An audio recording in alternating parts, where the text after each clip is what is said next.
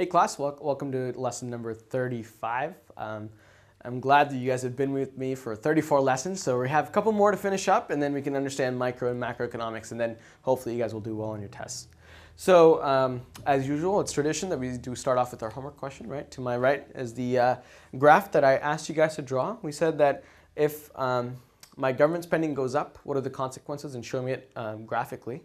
So before I jump into anything else, before I jump into this graph actually, let's actually talk about expansionary fiscal policy real quick. So we said that expansionary fiscal policy is designed so that a government can help the economy, right? Let's say the US government for the US economy in 2008, trying to get them out of a recession. So expansionary fiscal policy is designed for us to get out of a recession, right?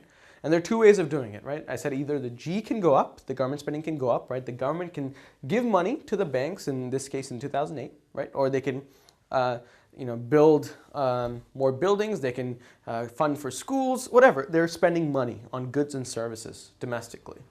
Okay, so that way they can battle it out because 80 is going to go up if G goes up. Or what they can do is they can reduce taxes. The key difference, we said that the government spending has a bigger multiplier effect. So if you want to cut taxes, that's fine, but you got to cut a lot more taxes than you have to spend money on government spending. Because government spending goes directly into consumption, whereas taxes cutting down, that goes into consumption and saving. Saving is shielded from the economy, not as much as consumption is. Okay, that being said, let's get into the graph. Actually, you know what? Before I get into the graph, let me draw the flow chart, okay? So to my left, I'll draw a flow chart. So I said, okay, we'll have an expansionary fiscal policy. I said the government spending is going up. Okay, fine. So government spending is going up. The government has pumped in money like President Obama's administration did in 2008 to the banks, right? So government spending is going up, awesome. And then comes the aggregate demand, because we said that if C, G, I, or X minus M, right? Consumption, government spending, net exports, or your investment go up, your aggregate demand goes up automatically. If my aggregate demand goes up, what are the consequences? My RGDP goes up. RGDP goes up. Cool, right? My output is going up, more money in the economy, more people being employed, right? So that means my unemployment rate going down, right? And finally, my price level actually goes up. All right, so this is the flow chart that you should be able to have in your mind or on paper. Either way, I want you to understand that. So graphically, how do we explain that? And that's to my right, okay? So we have, again, two axes, our GDP here, price level on the y-axis. We said in a recessionary economy, what happens is that the aggregate demand is actually on the flat part of the SRAS graph, right? Normally it's a little smoother, but we have kind of sectioned it out into zones 1, 2, and 3. 3 being the exponential growth one, 2 being the growing one, 1 being the flat zone. Flat zone is where you're going to find the recessionary aggregate demand equilibrium to be, because in a recession we have low RGDP, right? And RGDPR standing for RGDP in a recession. If my government spending goes up, what's going to happen is that my aggregate demand is actually going to shift to the right, right? And then when we shift it to the right, we use the double arrows here. Shift, parallel shifts, always parallel shifts in econ. Parallel shift to the right, okay? And then you have a new RGDP, which has increased dramatically. However, because it's in the flat area, price level hasn't changed by that much. Great, because you're making more income in the economy in general, okay?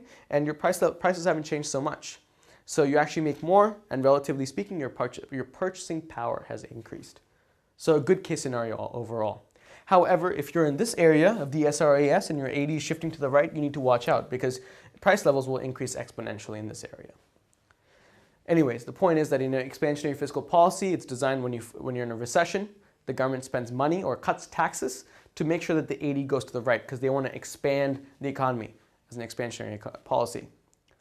So we shift the 80 to the right, RGB goes up, price levels don't change as much, people will have more jobs, it's happy news overall. All right, so that is was the homework question. Let's jump into the new stuff. And the first way, what we're going to cover is the idea of a budget deficit, which we definitely have right now, and a budget surplus, which we had before, okay, as the US. different economies in the world operate in a budget deficit or a budget surplus, depends which economy you're talking about. Okay, but if you have a budget surplus, you're a pretty lucky government. All right, so let's talk about a budget deficit first. Okay, so what is a budget deficit?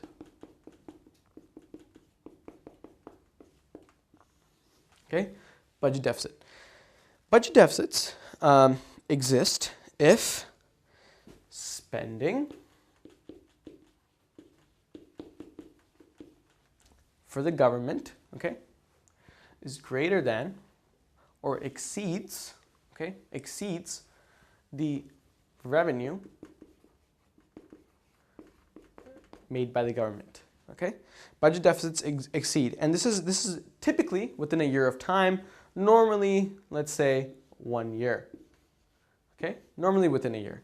So it's just it depends how each budget is defined. They probably have a different set of a time where they define it as that's the budget year, but normally, typically, it's 1 year that is defined as. So let's think about this, okay? So your spending is greater than revenue. If that's true, you have a budget deficit. How is that true for a government? Remember, the way they spend, remember guys, is this letter G that we have seen before. Out of the C, G, I, X minus M, we know that the G here stands for government spending, right? It's the money they spend on goods and services, right? So this could be anything. This could be the fact that your government pays for schools, they pay for police, they pay for all sorts of things. They buy different things, they build different things, right? And that all comes under government spending, right? In 2008, they pumped a lot of money to banks, okay? So the point is that your spending for the government comes under G, okay? What's the revenue? The revenue is that three-letter word, tax, okay? Tax. Because when government taxes and comes to you and says, you know what, Joe, you've made a lot of money. 30% of it belongs to us because we need to pay for things like public goods, such as police services or schools, right? So taxes are government's way of making money, right? And the point is that if you're spending more than you're making money, so if the G is greater than your tax, you have a budget deficit within that year, okay? So understand that there's a time period of 1 year. Okay, so it's pretty simple. Spending greater than revenue, you have a budget deficit within that 1 year. Okay, now let's talk about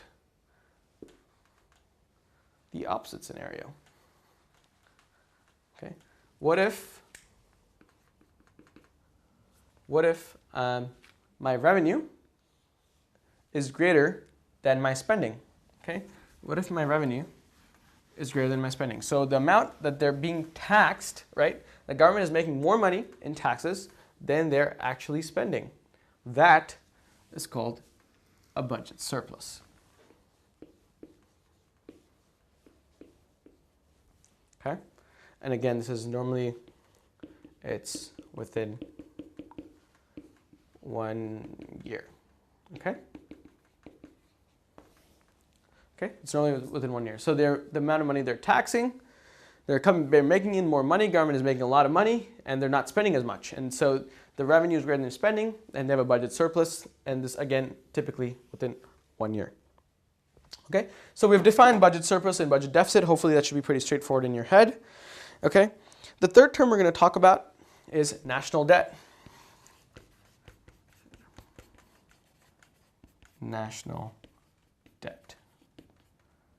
Okay, so just like you and me, okay, when the government needs money, okay, and they don't have enough of it in their own savings, right, their savings, what they have to do is they have to borrow money. So typically what they do is they either go to you and me, okay, or they go to the banks and they borrow money as well, okay, or to other countries, okay, it just depends.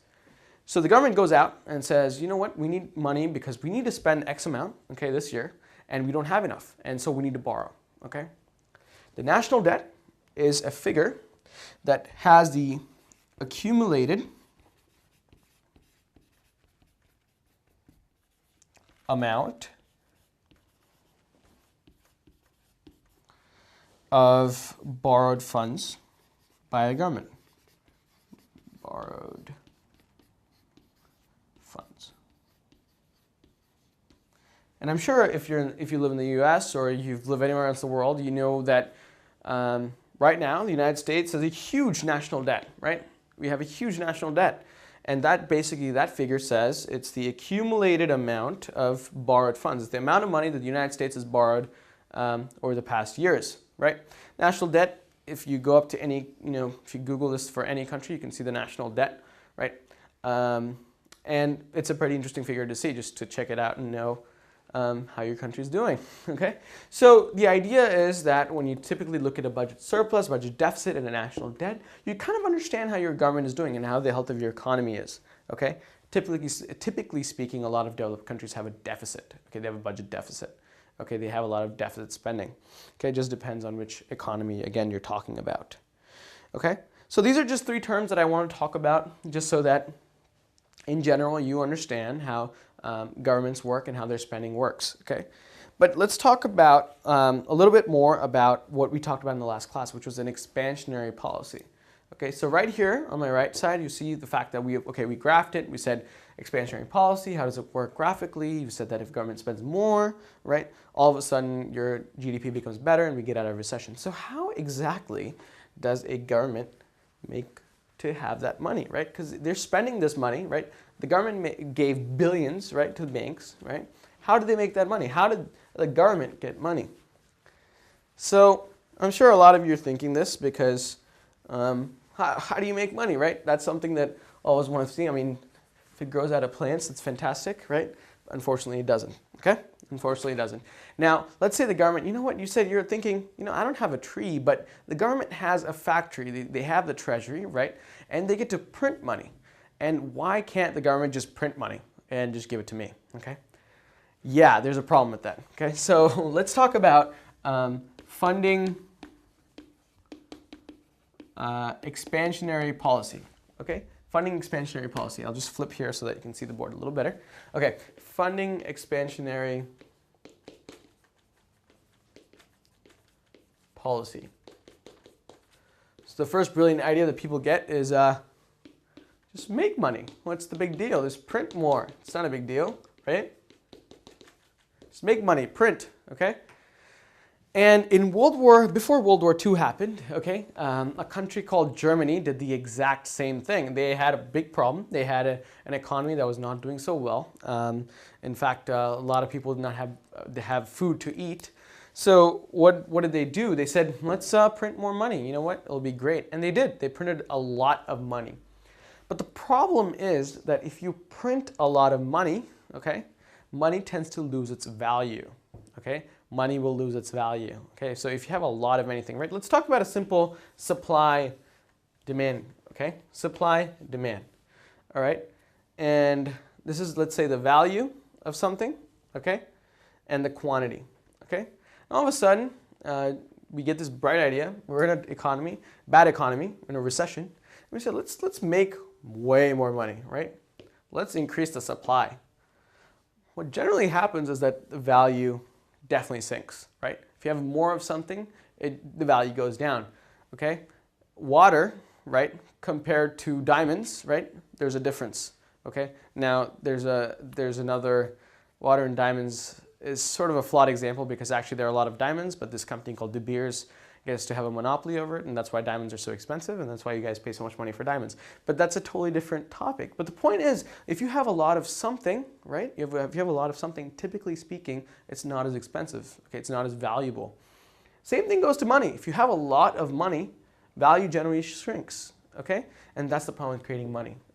If you create just a lot of money, you're gonna have a lot more inflation, okay? You have to fight a lot of inflation, and inflation was very, very bad in Germany, okay? In fact, before World War II, people would actually burn money so that they could have a fire at night, okay?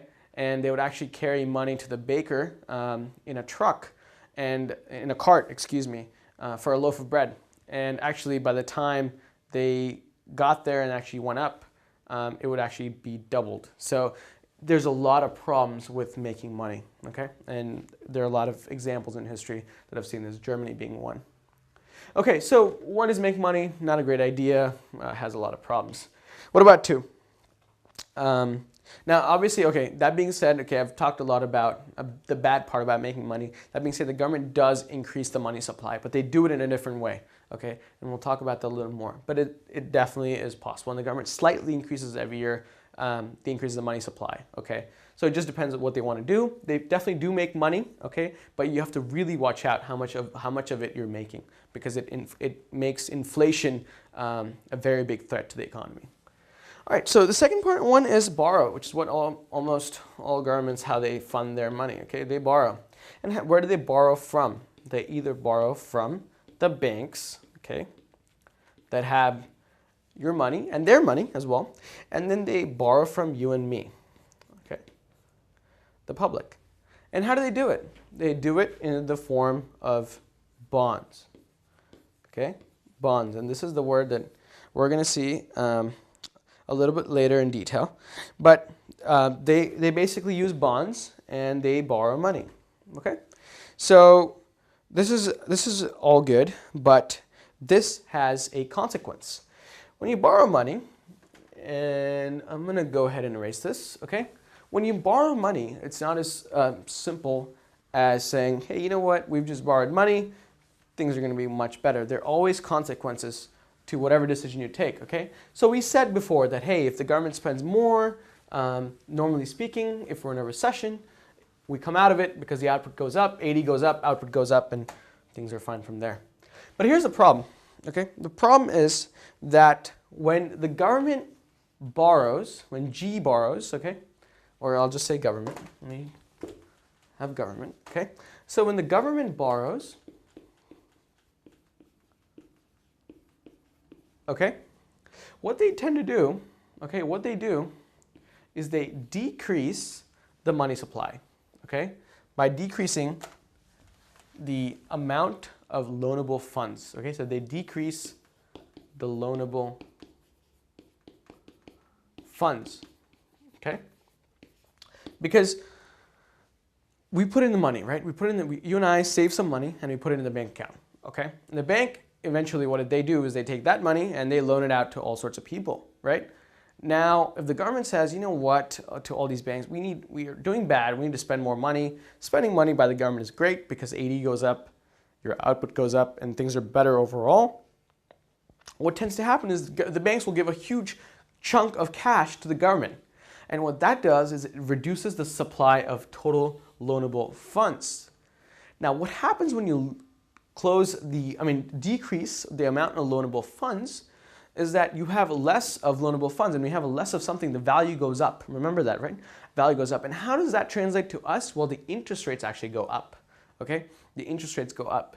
If the interest rates go up, what happens to us is that, or people in general, is that investments, right, I, goes down. Why? Because when things are more expensive, when it's more expensive to borrow money, right? If I'm a company, I'm not going to borrow as much because it's really expensive to borrow money. Or as people, so consumption goes down because I can't borrow as much money either because it's really expensive. I can't buy a house because the interest rate is not 4%, but it's 8%. Okay? So this whole idea of the government borrowing money, decreasing the loanable funds, okay, which increases the interest rate, I goes up, okay, I goes up, decreases the interest rate, and this decreases consumption in I, right, is called the, right here, it's called the crowding out effect.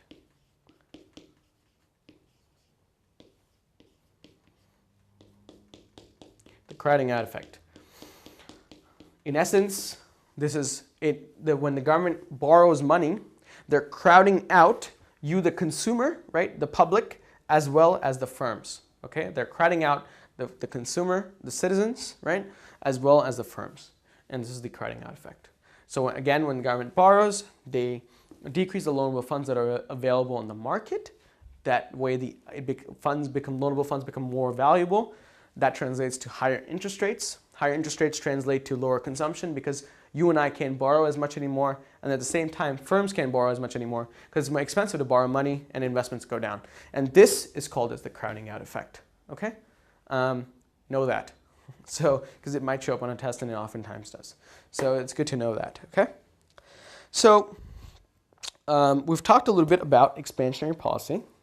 Now, let's talk about contractionary policy, right? What happens during contractionary fiscal policy? What tends to happen? All right, let's use this side and talk about contractionary fiscal policy. So when you guys think about decreasing the money supply, or when you think about, fighting inflation, right? We talked about what were the two ways. Contractionary fiscal policy meant two different things. One was, it's the exact opposite about the expansionary policy. Expansionary policy says, if you want to expand an economy, you got to spend more money. So G should go up, or taxes come down, right? G goes up, taxes come down. The exact opposite for a contractionary policy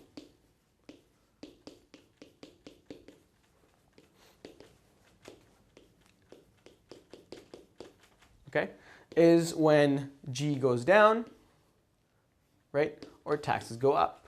G goes down or taxes go up. Those are the two ways we said. So what does the government do with the money that they have? Normally they'll be spending on schools, they'll be spending on all these programs, but if it means that we have to fight inflation, we need to bring the government spending down. So what the government can do is pay back the debt. Pay back the debt. Okay, so they pay back all the loans that they've taken out from you and me or from the banks. The government says, you know what, guys, we have the money, we're going to pay you back. Okay, and that's something that they could do. Another thing they could do is pretty much nothing. Okay, they can just be idle. They can pay payments back on time, but for the most part, it doesn't change too many things. Okay, but here's the problem. When government actually pays debt back, okay, so imagine this scenario. Okay, we're in a contractionary time. We need to contract the economy. So we're in an inflationary time. Okay, so the government says one of the ways we can control this inflation, bread and everything is too expensive. One of the ways we can control this inflation is by decreasing the government spending, right? Fine, that sounds good. And so they're like, well, we have all this money. Instead of spending in the economy, what we're going to do is we're going to pay our loans back. Okay, we want to bring that national debt down. Okay, great, fantastic. So they go back to the banks and they're like, hey, here's your money that we loaned out, and here are all the bonds that we're paying back for, and we're going to retire those bonds, and banks are happy because they have their money back, and public is happy because they have their money back. But what this does, okay, and remember, the whole goal of this is to fight inflation. So we want to bring that price level down. We want to shift the 80 to the left. The problem is, when the government pays back the debt, guys, what happens is the exact opposite of what we discussed in the crowding out effect. The amount of, when they pay back, right, when the government pays back, the amount of loanable funds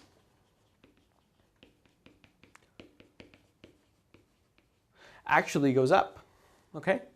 Loanable funds goes up. And we talked about a simple theory. We said that if there's more of something, it becomes less valuable, okay? If there's less of something, it becomes more valuable, right? In the case of an expansionary policy, when government borrows, right, they said the government loanable funds goes down, they become more valuable, interest rates go up. Exact opposite scenario is this one.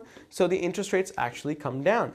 So all of a sudden, it's cheaper for firms to invest, which means that investments are up, okay? And you and I can borrow money because our houses, it doesn't cost 10% for a loan anymore. It's more like 3 or 4%. Fantastic. So you and I get to spend more money, okay? So as a result, remember guys, if I or C go up, the translation is that AD actually goes up, right? And what you're actually trying to do with a contractionary fiscal policy is for AD to go down, right? So you have a battle between these two. So governments need to watch out about how much they pay back, okay? So maybe doing nothing, in fact, maybe a little better because you're not having this adverse effect. So keep that in mind, because whenever you take a decision, it's not just, simply put, it's not just a bunch of formulas and arrows that go through and you're like, you fix the economy, 80 goes to the right or 80 goes to the left, but understand that there are always some repercussions as to doing something. So for instance, if they're trying to contract an economy and they're trying to shift the 80 to the left by shifting the G down, the 80 is going to go to the left, but understand that because when they pay back debt, loanable funds go up and the interest rates come down, and then C and I go up and 80 also goes up. So, the amount of which the 80 is shifting depends on what the government is actually doing. Okay? These are just things for you guys to think about so that you have a holistic understanding of the economy and macroeconomics. Okay? Now let's get into a new topic, which is going to be, we've covered contractionary policy. Okay, this is before I jump into automatic stabilizers, I want to talk about the crowding out effect as a graph. Okay. So we said that to my left, we talked about it through writing. We said, hey, if government borrows money because it's a recessionary economy, we need to expand the economy, right? So government needs money. They said that they bring the loanable funds down, right? And if the loanable funds go down, interest rates go up, and as a result, investment and consumption go down. Let's talk about this on my right side graphically, okay? So the crowding out effect, right? Let's talk about the market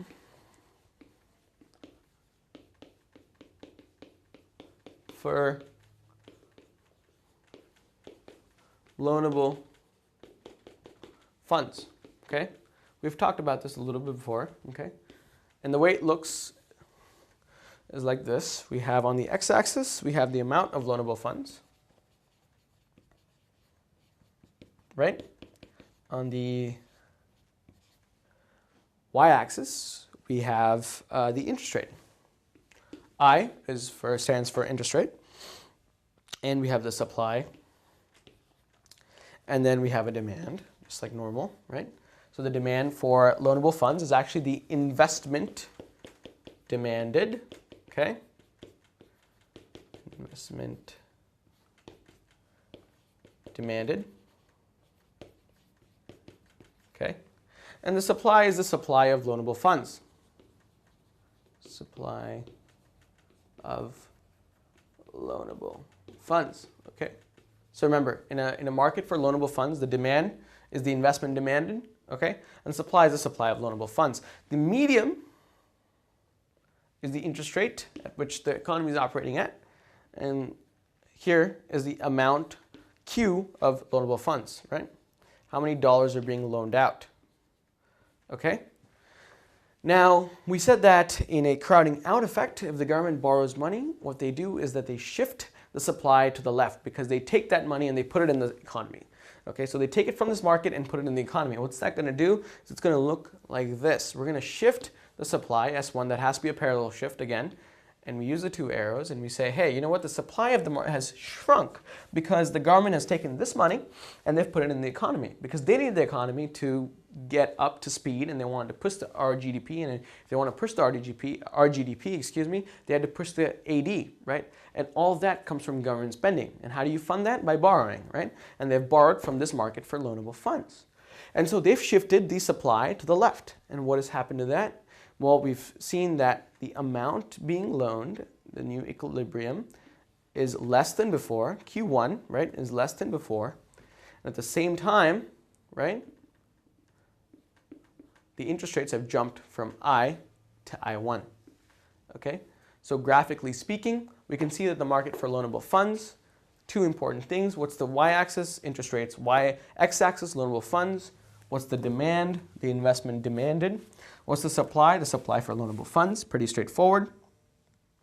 What happens when the government borrows money is that they shrink this market for loanable funds. They shrink the supply. Supply shifts to the left. Okay, remember when supply goes down, it shifts to the left. When it goes to the left, what happens? The interest rates go up and the quantity loaned out goes down because this difference, right, is the amount loaned by the government, okay? The amount loaned by the government. This is important because this explains to us, actually I don't have to write it down because I've written this before, it's the crowding out effect, okay? It's the crowding out effect because the government, right, by borrowing has crowded out the consumer, right, because you can't borrow as much anymore because loans are more expensive. And the firm, because they can't invest as much because borrowing money is expensive, right? And so this effect is called the crowding out effect. All right, so that being said, we talked about budget surplus, budget deficit, talked about the crowding out effect both graphically and on the board here. We talked about how to fund an expansionary policy, how to fund a contractionary policy. Okay, so that being said, I think the most important concept in this class is crowding out effect. Explain to me the crowding out effect in the next class. Okay, so I'll hope to see you guys in the next class. And until then, thank you so much for tuning in, and I'll talk to you guys later. Bye-bye.